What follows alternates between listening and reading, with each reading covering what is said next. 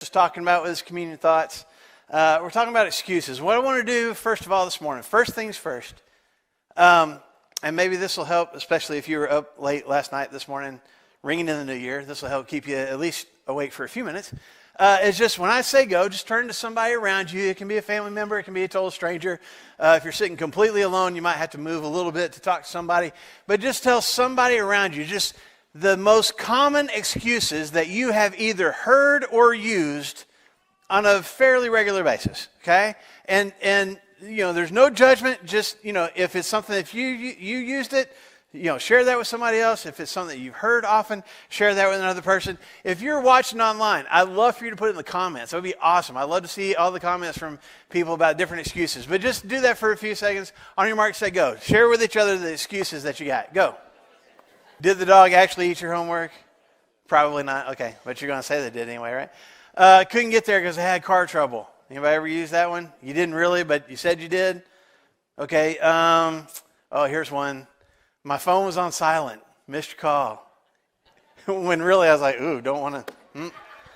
And later when I see that person, oh, my phone was on silent. See, now I've confessed that. I can't use that one anymore. So y'all are going to be mad if I ever tell you my phone was on silent again. Here's one that, and I think Andy would appreciate this, Brandon would appreciate this. If you're up on stage, especially in a ministry type situation, public speaking situation, and you see people like really concentrating on the sermon. And you talk to them later, no, I was just resting my eyes. I wasn't asleep. I was resting my eyes. Anybody ever do that? Use that one? You in a conference at work? I was resting my eyes, I promise. As a matter of fact, there was one time I got accused of that, and it wasn't true. I remember having a teacher in a class who was known for calling out students when they fell asleep in his class at Harding. And he would just call you by name and either just like, hey, wake up, or, you know, maybe say something. Anyway, he was up on kind of a stage above, you know, all the desks where we were. And I was sitting close to the front row. And I actually wasn't asleep. But I had, you know, if I can show you, I was like sitting like this with my book right here. But I was awake. I was listening to what he was saying. And I was kind of following along. But from his angle, it looked like I was asleep. He stops mid-sentence. Mr. Brown. Yes, sir. You need to go get you a drink of water or something? No, sir, I'm fine. But everybody else in class like, he busted you. But I wasn't asleep. I mean, I have been at other times. I wasn't right then, though.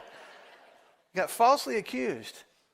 We have excuses. We make excuses all the time. One of my favorite just string of excuses is from the movie The Blues Brothers. How many of y'all seen the movie The Blues Brothers from 1980? Anybody remember that movie?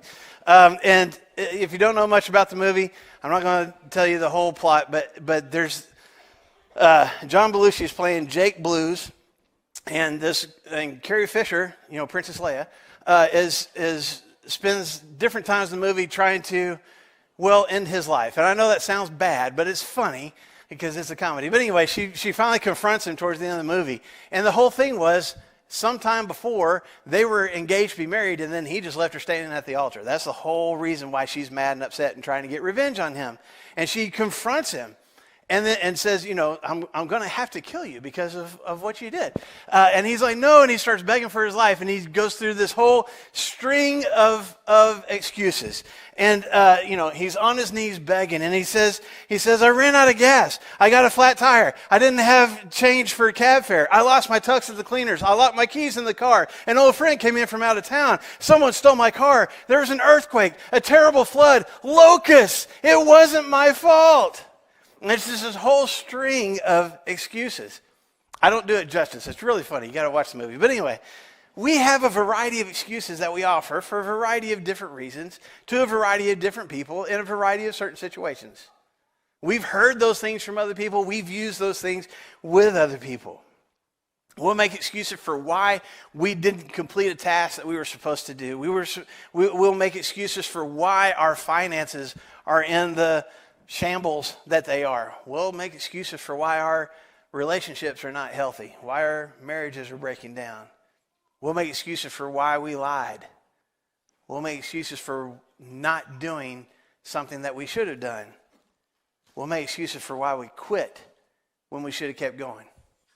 We make excuses all the time. And why do we do that? I mean, what is it that causes us to make excuses? And I'm not a psychologist, and I don't know all the different ins and outs of that, but if you just go to just the definition of an excuse. I mean, one dictionary defines it this way: an excuse is an attempt to lessen the blame for a fault or an offense.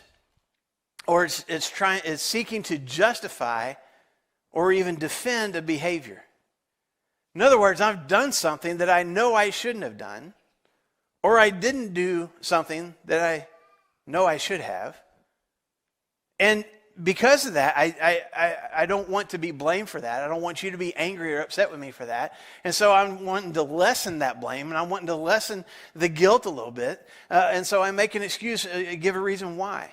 Or I'm just trying to justify it. Maybe in my own mind, maybe in your mind. I want to try to make it justifiable. This is a legitimate reason why I didn't do that thing or why I did that particular thing. I recognize consciously or maybe even sometimes subconsciously that I shouldn't have taken that action, that I shouldn't have said those words, that I should have done what you asked me to do, that I should have fully committed to that thing, that I should have stopped the path that I was on, whatever it is. I recognize that it should have been different than, the actions I took should have been different than what I did. And I feel bad about that already. And I don't want to feel worse, so I start coming up with reasons to make myself feel better, or at least to defend myself to you. Does that make sense? And I don't know, and I'm not for sure, I think there's some disagreement even with counselors and psychologists as to whether that's a learned behavior or something that we just come up with naturally. I can't think of learning how to make excuses. I don't remember being taught that. Do you? And yet we do it all the time. Is it something that comes naturally? Is it something? I don't know. I mean, even Chris, as he was talking our community thoughts, when sin first entered our world, what happened? Excuses. Well, nobody taught them that, did they? Nobody said, hey, Adam and Eve, if you ever screw up, here's what you need to do. You need to try to deflect. You need to try to come up with a reason and make it sound okay. They just did that. It just comes naturally to us, doesn't it? And the problem is that I rarely end up taking responsibility for my actions. I miss out on making positive changes. I miss out on doing something that maybe even needed to be done because I'm focused on making an excuse. And it's not uncommon. It's something that we all struggle with. And again, as Chris already pointed out, if you go through Scripture, there are lots of people that gave lots of excuses for lots of different reasons. I'm not going to go through the whole list. I'm going to give you a handful this morning. We just talked about Adam and Eve. God said, don't eat that fruit. What did they do? They ate the fruit.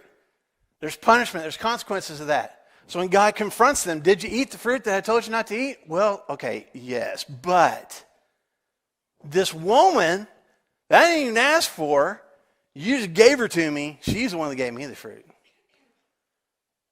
Okay, well, Eve, did you eat the fruit? Okay, yes, but this talking snake was really convincing. It's really his fault. There's a guy named Esau who had a brother named Jacob. And Esau, they were twins, but Esau came out first. He's the older brother. So in the Jewish, in the Israelite culture, the oldest brother had the right, once the father died, to be kind of in charge. He's the next guy in the clan. He gets to be in charge of the whole family and kind of call the shots and dictate to everybody else what they're going to do and how we're going to make money and where we're going to live and all those kinds of things. It's called a birthright. Esau comes in his young adult life from hunting all day, and he's just starving. And Jacob's sitting over there just stirring a pot of soup. And Esau comes in and is like, give me some soup. And Jacob says, fine, give me your birthright. And Esau says, okay, this right to have power and control over the whole family, over the whole clan, the right to have all the authority and the wisdom and everybody do what I tell them I have to do. Here, you can have that because I really want that bowl of soup. And you can even look at his words when he's talking with Jacob. And if you ask him later, man, I thought I was going to die. I was so hungry. You gave up your birthright. Yeah, man, I could have died, but I didn't have that soup. Moses, when God says, I want you to lead the people from Egyptian slavery, I want you to lead them to freedom.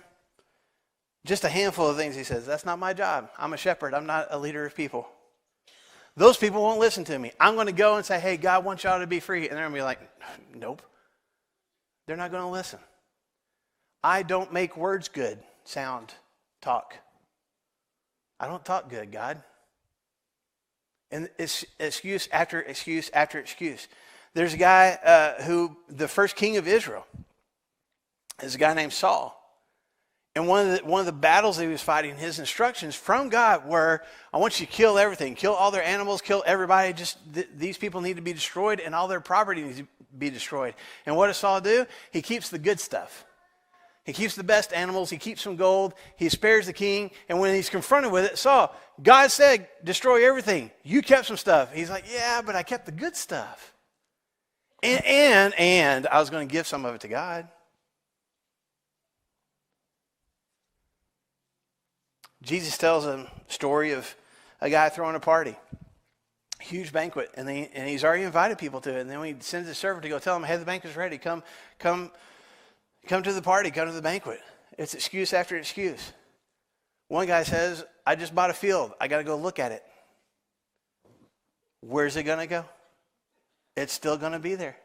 Another guy says, I just bought a bunch of oxen. I got to go try them out.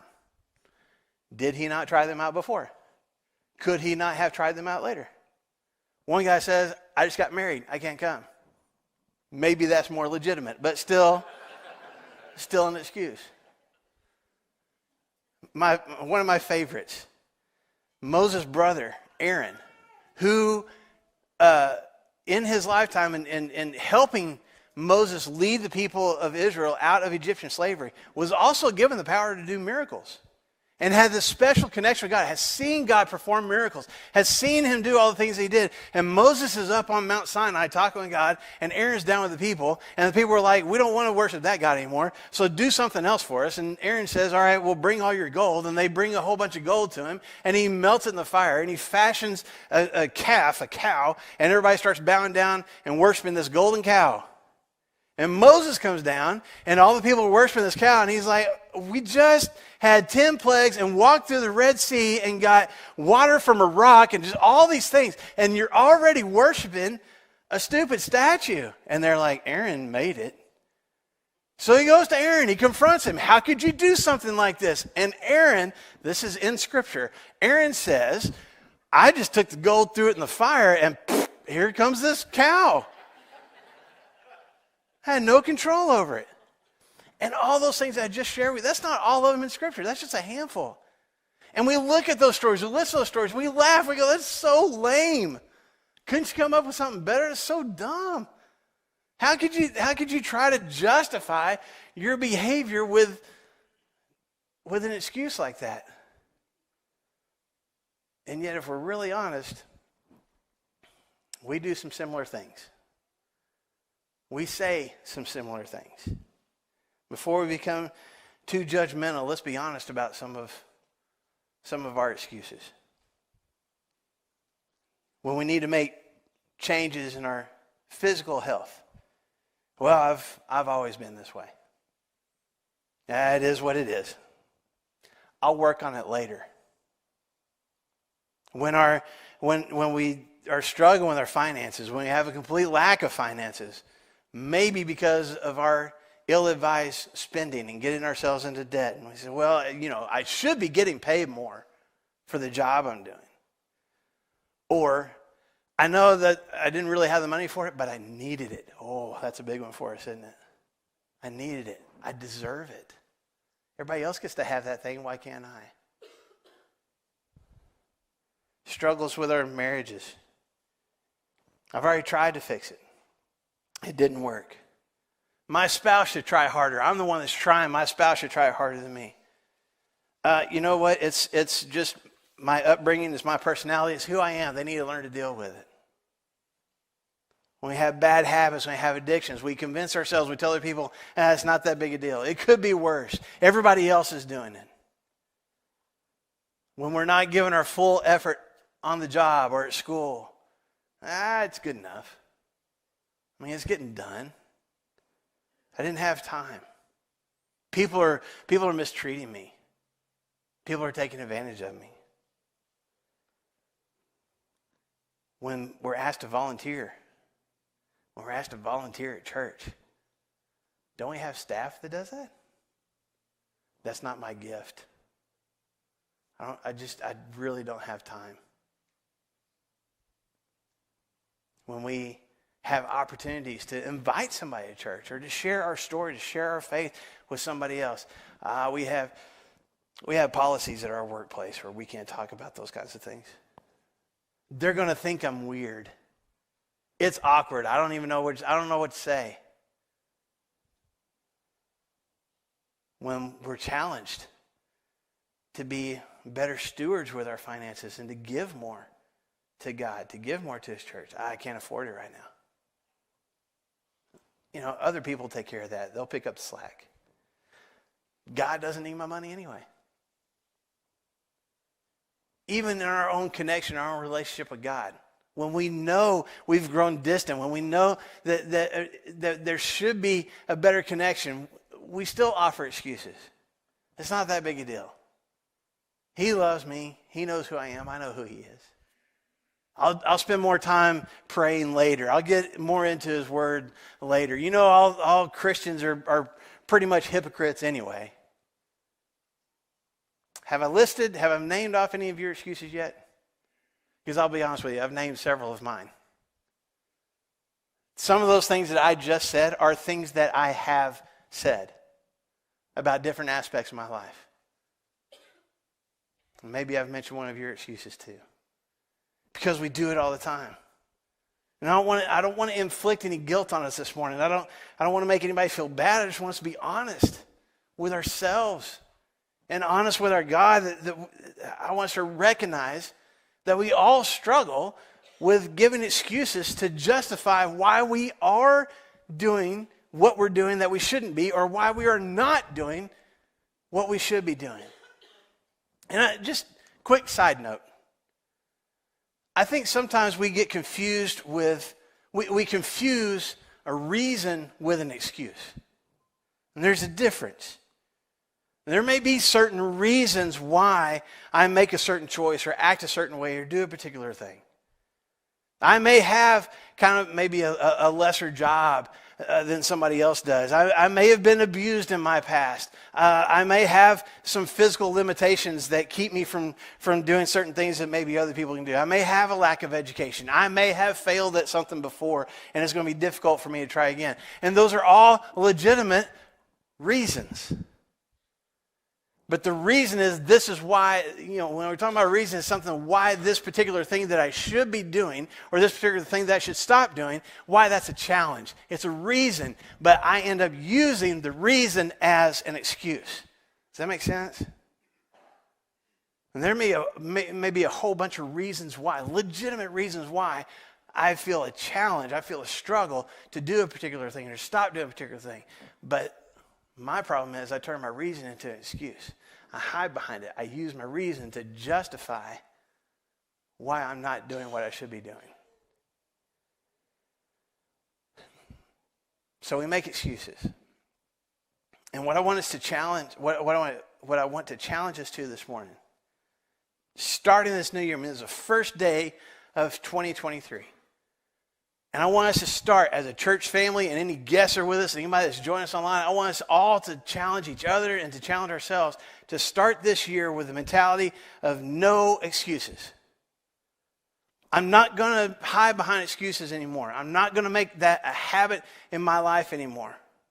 This is the year that I make a conscious effort to do what needs to be done. This is the year that I make a conscious effort to stop doing whatever it is that needs to stop. This is the year that I let go of consistently making excuses.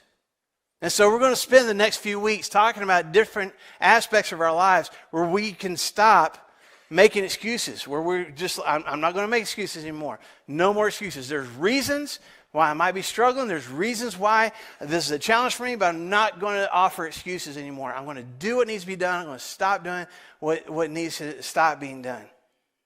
And I just want to kick that off this morning. I want to kickstart that mentality for us this morning, this no excuses attitude that we're starting 2023 with. And to help us do that, to kind of help us get that mindset. I think, part of the struggle for me is, okay, that sounds awesome. I want to say that. I want to have that mentality. No excuses. But how do I actually do that? How do I put that into practice?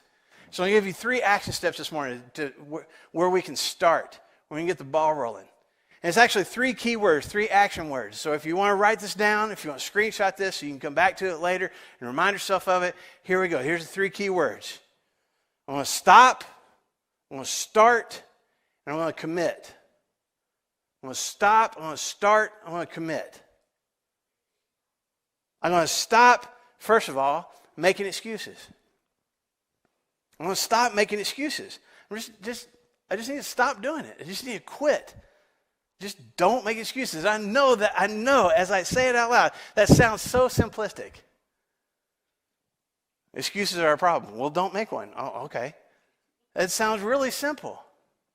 But I think this is where we need to start, is just this mindset. I'm not going to anymore. I'm going to make a conscious effort to quit making excuses for my behavior, for my attitude, for my actions, for my words. I'm going to take ownership of it. I'm going to do something different instead. I'm going to stop making excuses for the same attitude, for the same choices. In 1 Corinthians chapter 15, as Paul is getting ready to wrap up his letter to the church that he's been writing to in Corinth, he says this in verse 34. He says, come back to your senses as you ought and stop sinning. And in that context, Paul basically makes it really simple. You know what you should be doing, so stop doing what you shouldn't. Stop sinning. Stop doing the things that God doesn't want you to do. And the same principle applies to my mentality when it comes to making excuses. And my tendency to make excuses when I should take ownership. I need to be honest with myself about the kind of effect that my excuses are having on me, on my family, on my friendships, on my coworkers, on my church. I'm going to be honest about that. That's why he says, come to your senses. Think about it. Recognize the problems that are being created by the actions that you're taking.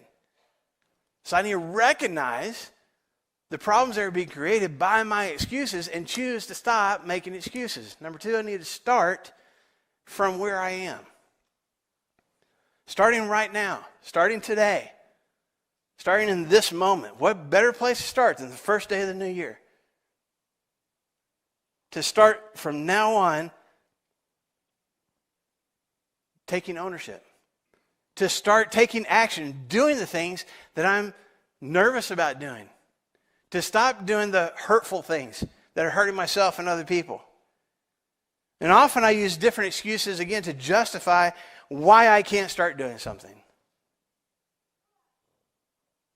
When I start making more money, I'll get myself out of debt. When I start making more money, I'll give more. When it gets warmer, I'll exercise more. When I have more time, I'll volunteer more. When it feels right, then I'll start. And we can keep offering those when this happens, when this time comes, when this situation is just the right situation, then I'll make a change. That's just another way to make an excuse. Instead of just starting, I'm starting right now.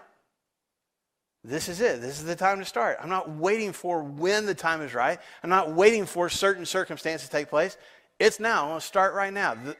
I may not be able to fully accomplish whatever it is that I feel like I need to do, but I'm going to start. I'm going to start moving down that path. I'm going to start taking steps forward. And see, some of us also struggle with, well, I've tried before and I failed. I've tried to make a change. I've tried to get out of this addiction, this habit. I've tried to fix this relationship. I've tried to do something different in my life, and I failed. It went bad. Things got worse. And so what do we do at that point? What's our go-to for most of us? Well, then I'm just not going to try anymore. It's time to start. Even if I failed before, even if I don't feel fully ready, it's time to start from where I am right now. I don't need to wait for the right conditions. I don't need to wait for the right time. I don't need to keep putting it off. I just need to start. Going back to God's people again, when they were in the wilderness, after Moses had led them out of Egyptian slavery into the wilderness, and they had messed up, and they had to wander around the wilderness for 40 years.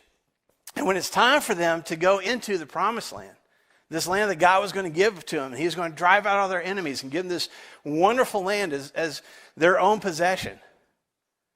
They've been out in the wilderness for 40 years.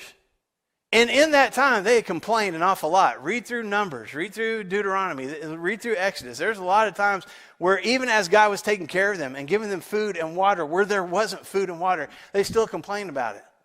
And there are a lot of struggles that they went through. But after 40 years, they kind of got used to being out there. Even if they didn't like their circumstances, now they become kind of wilderness people.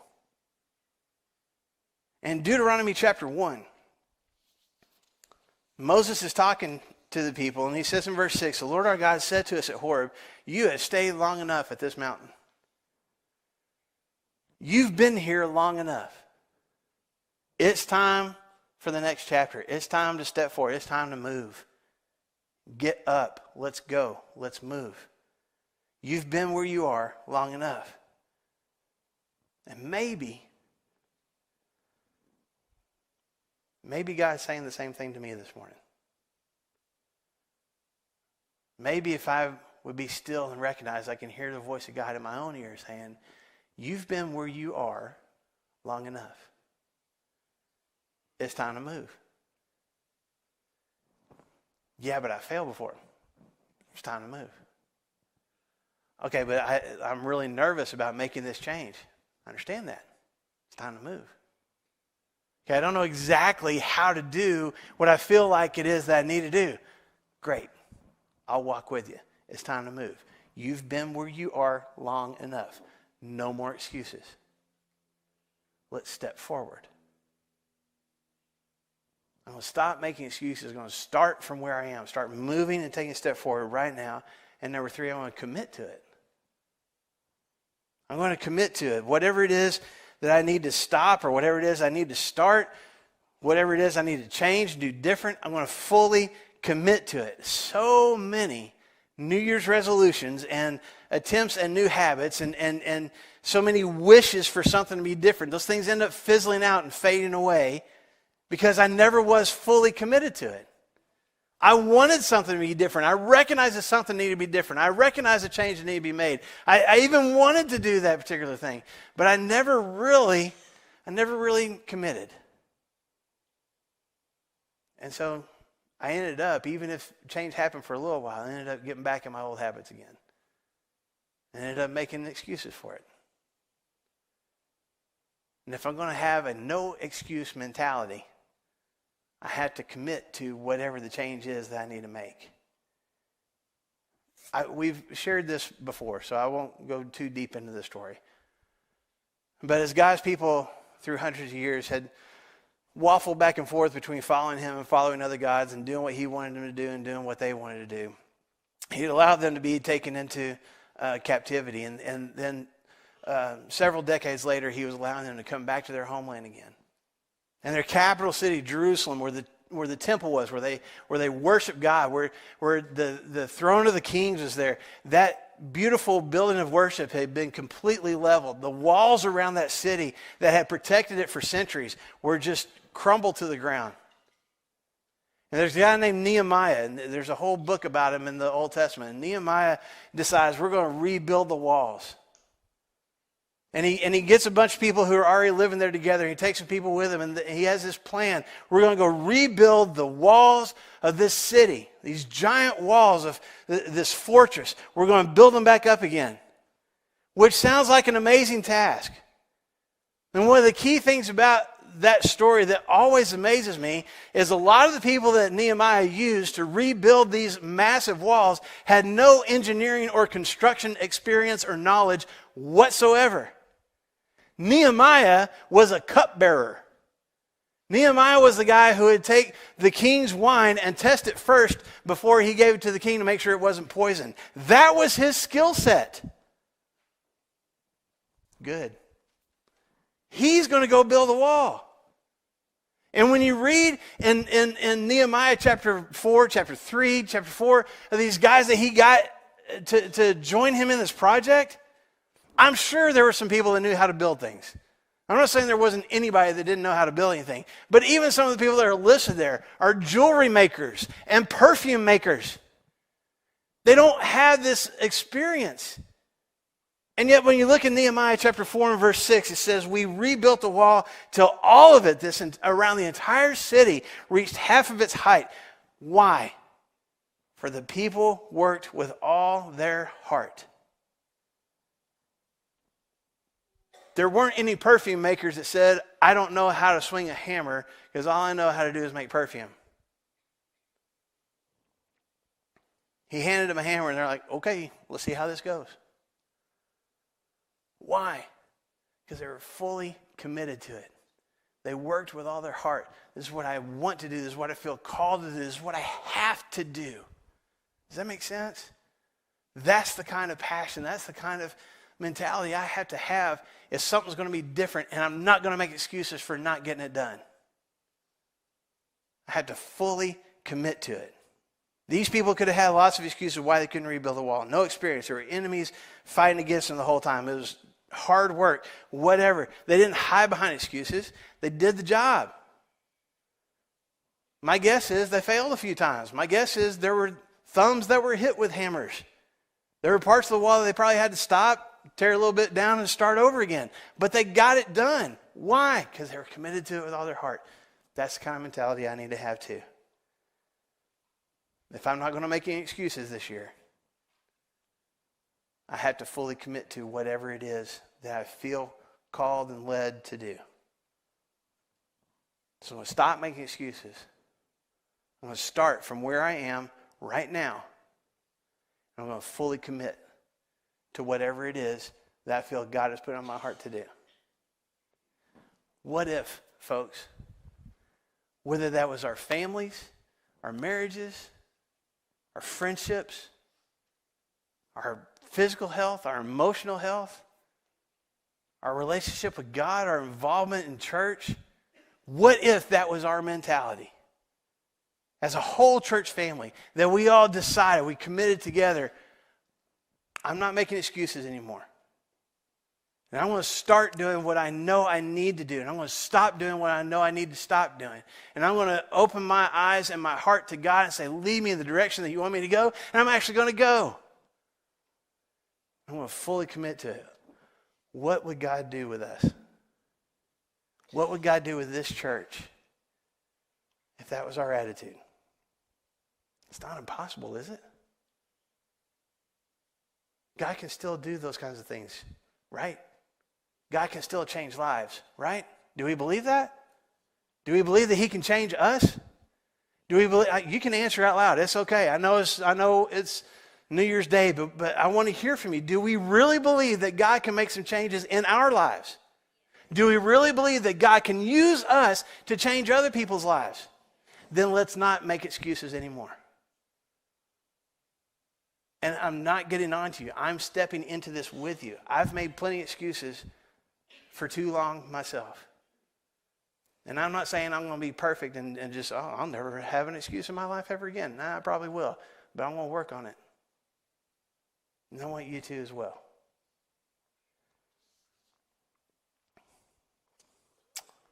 When I was in high school, it'd take too long to explain the situation, but when I was in high school, I was at it was basically a convention, but there was a scholarship opportunity for a group of us high school guys from around the state, and we went around at this kind of hotel resort area to different rooms, and we did interviews, and we had some speeches we had to give and some projects we had to turn in, and so I had a coat and tie on for the whole day. And at the end of the day, it was in Hot Springs, is at this place that was right on the lake. At the end of the day, one of the guys that was kind of our chaperone, our sponsor, a very nice gentleman, and walked us down on this dock, on this pier outside of the hotel, and they had parasailing. If you don't know what parasailing is, when they attach a cable to a parachute and attach you to the parachute and go driving across the water and you go flying up in the air. And, it's a pretty cool thing. I know some of you have done it before. And the thing about this, like I had seen it before, like on TV and stuff like that, where people have been standing on the shore and like the thing takes off and it kind of pulls them up that way. But this thing was, which you've seen more often now. This is when I was in high school. I hadn't seen it yet. You stood on a platform on the back of the boat that was already moving across the water. And then they just kind of let the cable out by this winch. And you just, the wind catches the parachute and it just takes you up. And you follow behind the boat for a while and then they reel you back in. And you don't get a drop of water on you. You just get to look around the lake and the scenery and all that kind of stuff. And so he's like, I'll take it. I'll pay for it. Any of y'all that want to go, you just go parasailing. And there were 3 of us, 3 high school guys. And me and this other guy, I was like, I don't know. I'm not sure. And this one guy was like, well, I'll do it. And he stood on the back. He still had his tie on, still had his slacks, his nice shoes. And he gets hooked up in the harness. And then start driving around the lake. And he just goes, woo, and he just flies behind the boat for a while, and then they reel him back in. Never got a drop of water on him. It was really cool. And they're like, anybody else? No, I'm good. I'm good. And I don't know why I said no. It would have been so much fun. And I wouldn't have gotten wet, and I wouldn't have, nothing would have happened. But I just said no. I don't know if I was nervous, scared, thought that something would go wrong where I plunge into the lake and now my dress clothes are going to be all wet. I don't know what, I can't remember what caused me to say no. But that was when I was in high school and I still haven't gone parasailing yet. And I regret that. And the only reason I share that with you this morning is because whenever we get to the end of one year, and we start looking at the next year in front of us, a lot of times we focus on the regret. Here's the things I should have done. Here's the things I wish I would have stepped forward into. Here's the risks I wish I would have taken. Here's the words I wish I would have said.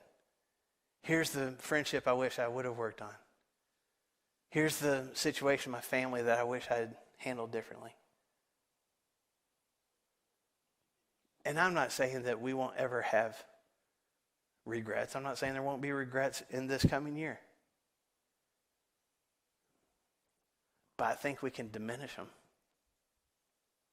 I think we can diminish our regrets if we have a no excuses mentality. If I start this year, January 1st, 2023, saying no more excuses. If God puts it on my heart, I want to do it. If God puts it on my heart that I need to stop doing it, I want to stop. Whatever it is that he's leading me to do, whatever change it is I know I need to make, I'm going to do it. I'm not going to hide behind reasons and excuses anymore. That's the challenge, folks.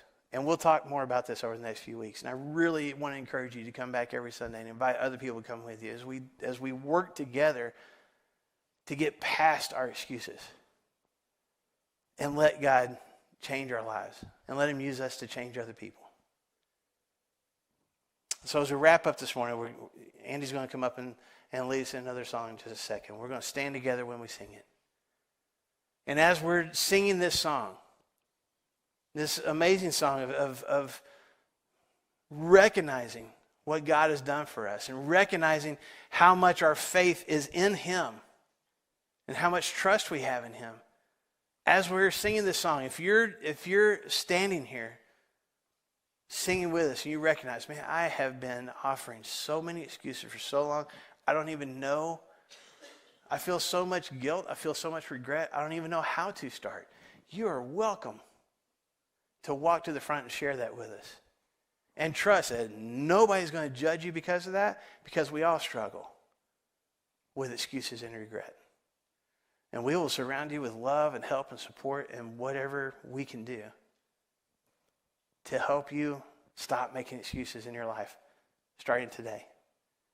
And if you've never given your life to Jesus, you've never been a part of a church family before, man, today's the day, and you're welcome to walk forward and say, I'm ready to commit. Not just commit to changing some habits in my life. I'm ready to fully commit my life to Jesus. We can help with that today. What better way to start the new year than to fully commit my heart and my life to Christ? And if that's your desire, you can come share that with us as well. But please don't walk out of this building this morning holding on to excuses and regret. Let's commit together. No excuses from now on. I'm going to stop making those excuses. I'm going to start doing what I need to do. I'm going to fully commit to it. If this church family can help you with those steps, please come forward and let us know how. While together we stand and sing.